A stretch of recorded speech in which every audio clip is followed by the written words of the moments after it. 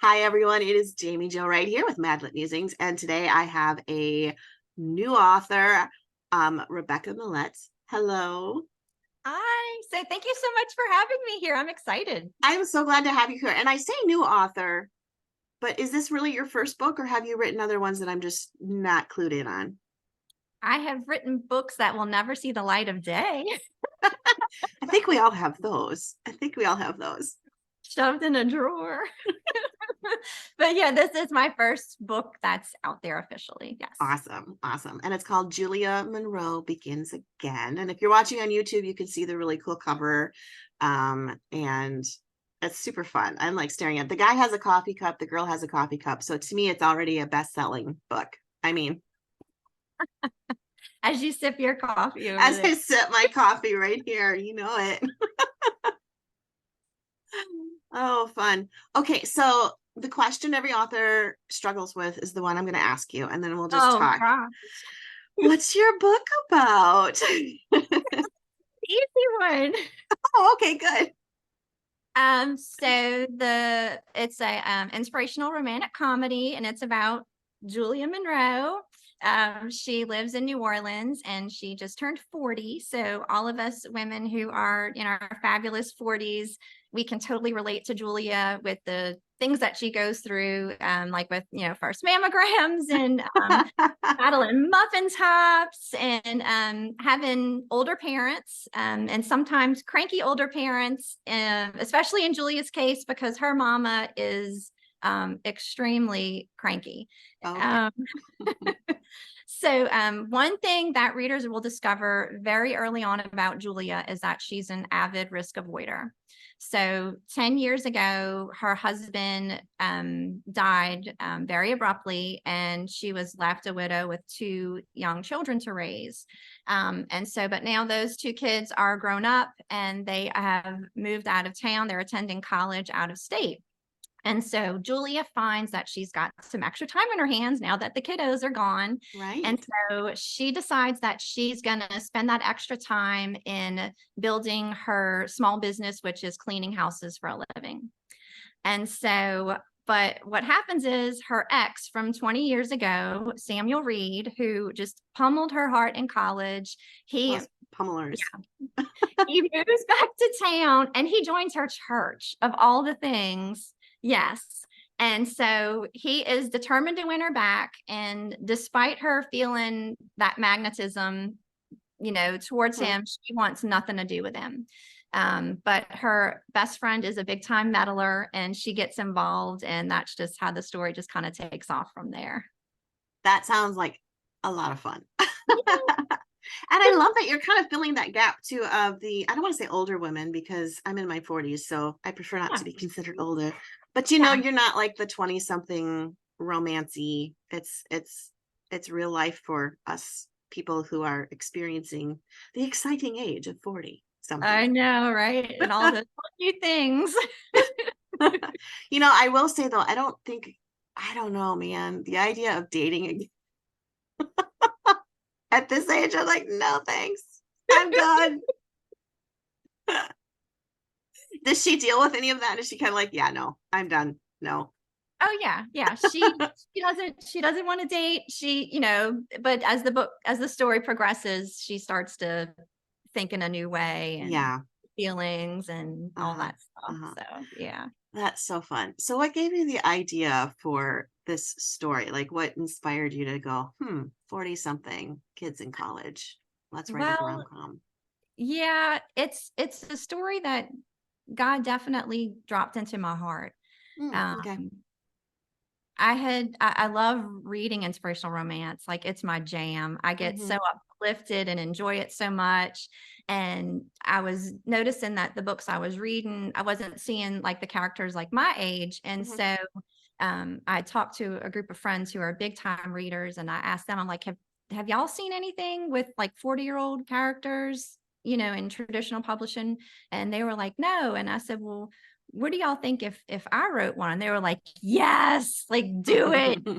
That's something we could relate to. And, Mm-hmm. you know, so I was still really nervous about it because I hadn't seen it out there. And I'm not published. I don't have a following. I don't have like people that'll like cheer me on no matter what I do. I'm just trying to Sure. get my foot in the door. Yeah. And so I kind of like, I kind of put it off, but God just kept tapping me about it, like Mm, nudging me, hey, give this a try. So I was mhm, like, oh Lord, I don't know. And so I said, okay, well, this is what I'll do. I'll do a rough outline and some sample chapters, and we'll just see how that feels. And, mhm. and so it felt wonderful to write Oh. this character at this age and to write things that I was going through humorously, Mhm, with being older. And mhm. so, but I was like, okay, well, I did that. Now I'm going to put it back on the side again because I was just too nervous. I wasn't seeing anything out there yet. It didn't feel like I could Right. Mhm. make that leap. Yeah. And so God kept nudging me about it. And so I was like, okay, this is what I'll do. I'll submit the opening chapters for a contest, and I'll get anonymous feedback from judges, and I'll see if they're like shun me, like no, in big Oh, red ink, like no. don't do 40-year-old romance. Or if I get positive feedback, then it'll kind of help me, know what to do. So it was the contest was like your fleece, right? You're like throwing the fleece out? Yeah, because it's anonymous, Right, and so right, they don't like it, right. then they don't know that I wrote it. So, but yeah, so oh my gosh. So what happened with that was I submitted for that contest, and I was kind of like, okay. And I went back to writing Mhm. another manuscript Yeah. with 20 something characters in it. And like a month or two later, I attended a virtual conference, and I got an editor appointment with Rayla Shane here at Bethany Mhm. House, Mhm. who at the time was the acquisitions editor. And so I didn't have anything. Well, okay. So when you have those appointments, you get to submit a one sheet. Right. And so, which is like a flyer for the book that you want to pitch. And she had my last completed manuscript already in her inbox. Mm. So I didn't want to do one for that. So I feel really sneaky that I did this, but I made a one sheet for the 40-year-old romance, sent it. And I figured, what's the worst that can happen? Right. She'll look at it and be like, oh, or I don't know. So we had our 10-minute appointment, and it went really well. I didn't pitch anything because she had my last manuscript already. I Mhm. didn't talk at all about the 40-year-old romance because I was like Interesting. sweating knowing that I'd already like sent her the one sheet. So I was Yeah. just leaving alone. And so we just chit chatted, and I picked her brain during the 10 minutes. And our session was over, and I was just grateful that I don't think I said anything to embarrass myself during that time. So I figured I counted it as a win. Right. So then, and this is a part of the story that I haven't shared anywhere else. Ooh, is So this an exclusive? We it have an is, it's an exclusive. exclusive, Everybody lean and in, listen close. I haven't, I haven't told anybody this part yet, but my husband, he's heard the different interviews that I've done so far, and he's like, Rebekah, you're leaving out like one of the biggest parts. And I was like, oh, but I don't want it to come across the wrong way. Or Mm, so anyway, here we go. So tell it. so between that session with her, the last manuscript that my agent had sent out to publishers, another publisher became interested in it, Okay. and they wanted to offer me a contract for it. And I was like, Mhm. whoa, like, Oh, oh my goodness, this is happening, you yeah. know? And Yeah. so, and so then a few days after that agent appointment with Rayla, she reached out to me, and she Mhm. said, I saw the one sheet that you submitted. And I was like, whoa, you know, and she was interested in moving forward with it. Mm, So it turns out the contest that I had submitted those sample chapters for, she was the final judge in, and she read them. And so when she got the one sheet, she made the connection, and she was like, oh, okay. And oh. so she was like, I want to move forward with this. And I was like, whoa, like what is happening? And my agent was like, what is happening? And so then in the end, I had to decide between Mhm. one or two places to go. And it was a tough decision because on one side I had a book that was done, and Right. could work with a wonderful publisher. On the other side, I had this one that I was so excited that I loved writing those chapters for. Mm-hmm. Um, and I just, after a lot of time on my knees in prayer and close family and friends praying, I just felt it was right to go with Bethany House and Mm-hmm. make it the 40-year-old romance. So Oh, it's so exciting. it is. And I don't know if preface is the right word for this, but the way that this all happened, it was just it was like manna, Mm-hmm. because I had been writing for a contract. That had been my goal. Okay. Okay. Yep. But back in 2019, I had attended a seminar that Becky Wade had given Mm-hmm. on survival skills for writers. Okay. Mm-hmm. And it was something that she said in that just like punched me right in the gut. And I'm going to read what she said. And it was, Okay. the reward of this work is the satisfaction of writing stories for and with God, not a contract. And that was like a big boom moment for me, Yeah. because up until that point, that's what my focus was. Sure. I wasn't focused on writing what necessarily God wanted me to write. And that was just from that moment on, it was like I looked at everything, it was like turned upside down. Mm-hmm. And I started praying over my work, which I hadn't done before, and just going where I felt like God wanted me to go. Right. So, and so in the end, it was like once I shifted my focus away from wanting a contract, and that's why I was at it, it was like in the end, it was like here God showed up with two Yeah. contracts. Yeah. And so I get goosebumps whenever I think about it. And so yeah, it's just a testimony to just how wonderful it is when you step out in faith and when you actually put your focus on the Lord, Mm-hmm. he can do. Mm-hmm. And the piece that I've had too with writing with that mindset as well has just been, it's been a beautiful thing. That's awesome. And then when you write the story with Julia Monroe Begins Again, do you find that some of those faith elements seep into the story too? Like the stuff that you're currently experiencing or growing in, all of a sudden your characters are currently growing in? Yes, yes. And I'm sure you had that happen with you as Yes. well. And Yes.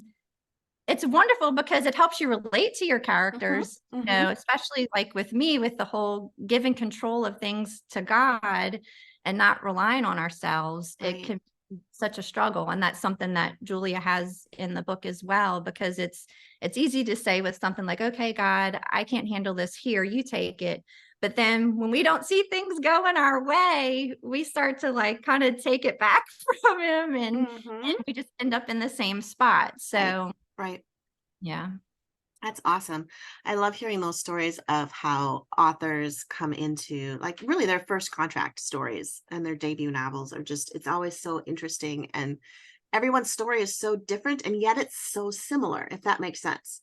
Like the Yes. journey to get there is very different, but it always seems to me like it's right when we're kind of like, oh, this isn't happening, or oh, this isn't going right. And then God just kind of swoops in and goes, okay, finally, now just let me do this for you, Yes. please. Yes. Yes. Yeah. Because his timing, it's Right. perfect. And it's never what you expect it to. I mean, for me anyway, personally, it's never quite how I expect things to turn out. But Hmm. it's just like, and I don't know why I'm so surprised the time and time again Right. that things work out that way. I But yeah. know. Yeah. Sometimes I'm like, God, you're still capable? Really? You can't do this again? I know, it's like when I was reading the Old Testament like years ago, I'd get so frustrated with those Israelites, Right. I know. God, like you saw the Red Sea and you had the pillar, the fire, and but then hello, I'm just as Hmm. guilty of letting Hmm. those doubts creep in and forgetting about all Yeah. the wonderful things that he's done and Yeah. all the evidence that has built up in our lives for Right. us to look back on. Right. Right. Yeah. I was teaching a Sunday school class to, I think they were freshmen in high school, freshman or sophomore. And we were going through the Israelites in the Old Testament. And I was like, basically the hamster wheel of believe, live well, start drifting, go away from God, get judged, believe, and you just kind of keep going around the circle.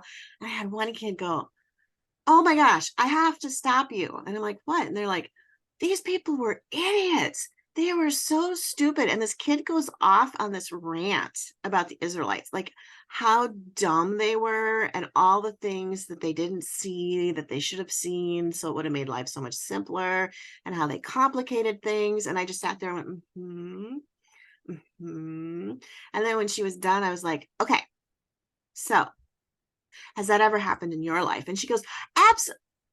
And then she just kind of stops and she's like, okay, that's not cool. And I said, welcome to Sunday school. It's called conviction. I love it. I love it. I love that y'all had that conversation there because that's a real It conversation. is. It And that's is. something wonderful for those other kids to have heard, and it's gonna stick with them, and it's gonna stick with her, through her life, something like that. Right. Well, and that's the thing, I think within even, I mean, getting off a little bit on a rabbit trail here, but that's okay because that's what we do here. But as you study scripture, one thing that always, I don't want to say drives me nuts, but drives me nuts is when we're told or kids are told, don't question what's in the Bible because it's God's word.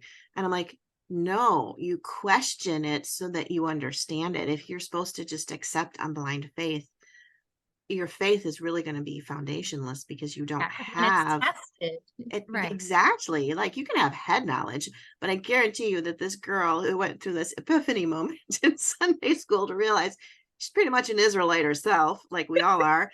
That's her own light bulb moment that God's taking her on this path that's going to stick in her mind because she ranted and because she asked the questions. And I think that's just so critical to a faith Yeah. and that journey that we're on. So, what kind of faith journey does Julia go on in this story? Um, I guess she goes on, well, with the control thing, Mm-hmm. because she is a risk avoider, so she doesn't like to take chances. She just kind of wants to stick with what she's comfortable with, Mm-hmm. what she can do, and she comes to realize that it's not about what she can do, but it's about what God can do in her Yeah. life. And Yeah. so when you stop looking at the limits that we have, because we all have limits, but Mm-hmm. God is limitless and Right. there's nothing that he can't handle. Right. So for her, definitely that's something that she grows into. And also too is not just going to God with the big things in life, like the big troubles, the big Right. concerns or issues, but even the small things, you Yeah. know, because he cares about everything. He cares if you're stressed in a certain moment, or Mm-hmm. if you're feeling tired, and like, go to him for everything, even Mm-hmm. the small things. Even if you got a hangnail that's driving you crazy, Right. it's okay to pray, like, God, can you give me some relief for this? Or like, I know. it's everything. He's concerned about Yep. everything in our lives, and it's just, yeah. So that's Yeah. another. Well, no, I love that because I do children's church on Sunday. I do a lot of stuff with kids, I and love. but we do children's church, and when you have little kids that are like 5 or even Oh, 4, and you're just like, "What do you wow. need prayer for?" It's always like my hangnail, or I lost my stuffed puppy and we can't find it, or can you pray for my grandpa? Why? I don't know. Yeah. They don't have a specific request, just pray for grandpa. And so you have these really simple prayer requests, which is so cute. But then if Yeah. you like graduate those kids into their 30s and they start asking for those same things, we're like, what? But yet you go back to scripture and Christ says, come to me like little children. Yes. Yes. He's not looking for eloquence. He's just looking for honesty. And I love that about that approachability of God. Yes, for sure. For sure. And I love that childlike faith in Mhm. children, and that, because that's, and especially you, I love that you're so involved with teaching them, because I mean they're the future. They You know, are. I mean, and that you're building on them with asking for prayer too, because I think that's a lot of times that people struggle with, is asking others to pray for them. Mhm. And so I love that you're instilling that in them now, like, hey, Yeah. ask ask others for prayer, and then you can pray for them, and it's like, Hmm. I Hmm. love that. Yeah, I think it's so neat and yeah, okay, so I have to share this prayer request. It was really silly. I thought it was ridiculous. So 2 years ago, with the whole COVID thing and all of that, I lost my job, right? And I was the main source of income. So it was an extremely uptight period of time. And this is what we do as adults. We're like, this is so dumb, but I'm going to tell it anyway. And yet if I was 4, we'd think it was adorable, right? So I have a cat and his name is Foo. And That right there. yeah, in the back. he's sleeping right over here. I don't know if you can all see him. Yeah, I Say can hi, see. Foo. There's Foo. Yeah. So anyway, he's a whole other story. But anyway, he got spoiled when I had income because I would give him every night before bed just one of those little silly Sheba things, Yes. right? And he loves them. Well, when you run out of money, all of a sudden dry cat food is, sorry cat, here's your Right. existence now. And every night he was in and out my feet, in and out my feet. And I'm like, to the point where I'm like, this is so dumb. I'm going to pray for cat food. I'm literally going to pray for soft cat food. And it's the dumbest thing I've ever prayed for. Not a need, not a necessity. I can list 80 people right now who are dealing with cancer. Why am I praying for cat food? But I did. And my friend calls me the next day and she's like, oh, hey, we need some help at the food pantry this week. Can you come in and help pick up donations? I'm like, sure. Well, I get into the food pantry. There's a wall of cat food, dry cat food, cat litter, and wet cat food. And I kind of looked at it. I'm like, you guys give out cat food? And the pantry lady goes, no, we don't. But Walmart donates everything. And we don't know what to do with the cat food. Dog Um, food, she goes, dog food we can get rid of. Nobody needs cat food. I'm like, well, if you need to get rid of some of it, she goes, take it, all of it, just clean it out because I need that shelf. I came home and for probably a year and a half, we didn't buy dry cat food, wet cat food, or cat litter. It gosh. was all supplied. And I kept telling her, I'll leave some of this for somebody else. She goes, don't, please don't. I don't want it here. Like Yeah. every week I was trying to leave it. And I Yeah. was just like, wow, Lord, I can't even like I not credit you for this. Like, That is so awesome because he knew we don't have to say it out loud. He right. knows every thought. He knows what's in our heart. He knows the little things that are bothering us and Mm-hmm. big things. And so it's like you like bringing that to him. It Yeah. was like, thank you, Jamie. Like, here you go. I know, I know. And I know that he doesn't always provide everything we pray for. He's not like the genie in the lamp type thing, but it's No, those no. little stories that remind you that he's not just concerned with crossing the Red Sea. He is also concerned with the manna moments, like you mentioned earlier. We just need something little Yes. and it Yes. becomes huge. So, That's such oh, a this sweet has been such a story. I blast. love it. Oh, this is cool. So you have Julia Monroe Begins Again. It's out now or it's coming out?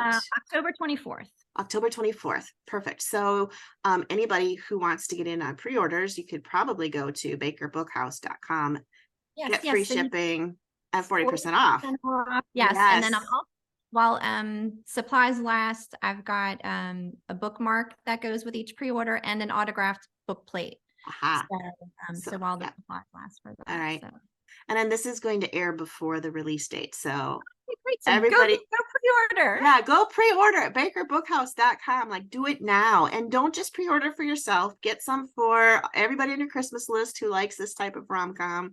Get it for every 40-year-old woman you know and just hand them out in the streets. Just hand them out. Because that means you're going to get another book from Rebekah. Because the more books that Oh, get handed out, the more Rebekah gets to write. that's so sweet. Thank you. No problem. How do readers get to know more about you, though, and follow you and start seeing your writing journey? The easiest way is my website, RebekahMillet.com. For those who are just listening over the podcast, my first name spelled differently. It's my mama got it from the Bible. Mm-hmm. So it's Rebekah Millet.com. But you can find my social media links there, more information about the books and the book and places to order it. Mm-hmm. And you can also sign up. I do a monthly book giveaway of inspirational romances because I love that. I love it so much. I love to give them away. And so yes, you can sign up for that. And then also my quarterly newsletter. And with each newsletter, I pick several, there's a bug. I pick several people to win Amazon gift cards. So Oh, awesome. I like giving away things. It's You so much do like fun. giving away things. That's good. That's good. It's fun though, because it's a way we can interact with readers and get to know everybody. So It's a nice way to bring us. awesome. Awesome. Well, I am so glad that you've been here and that we've got Julia Monroe Begins Again. And I'm guessing we'll probably have more from you in the future. So this will be fun to read and watch your journey. Thank you so much. Thanks for being on with us today. Thank you. Bye, y'all. Thank you for listening.